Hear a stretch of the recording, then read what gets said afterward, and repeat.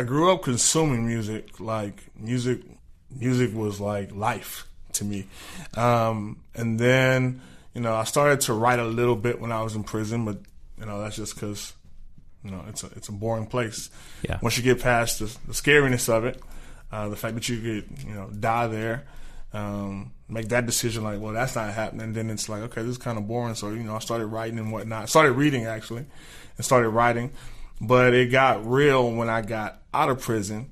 And there was like this journey back to the University of Texas. Because I made parole, I get out, I parole to Houston. I want to move back to Austin, but now I don't have the scholarship, so I have to pay my way. I have to pay some debts, various things like that. And it was like, okay, so I'm working, and I don't have a vehicle. I'm catching the bus in Houston.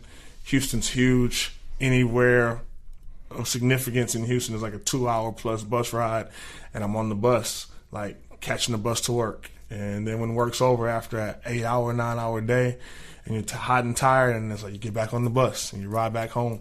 And it was during those rides when I was sitting on the bus and I was dreaming when I would start writing, because I just had this vision for my life, and then I could get some actual music and some beats and start freestyling. So that's when I discovered like I didn't just have to be a consumer of music, but I could also be a producer. And then I was invited to years later, I was invited to the studio by some friends of mine who I considered real musicians, real artists. And they was like, hey man, you should write a verse. I'm like, what's a verse? And they were like, 16 bars. I'm like, what's 16 bars? 16 measures. It was this whole thing. Didn't understand it, but figured it out, wrote my first verse at least. And then something clicked. It was like, oh, I think this is what I'm born to do. It was just this moment.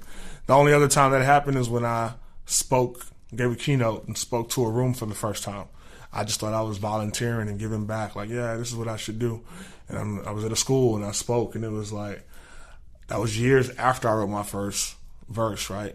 And it was like, oh, I think this is what I'm supposed to do. That's why later I had to reconcile that, right? Because these are two distinct things.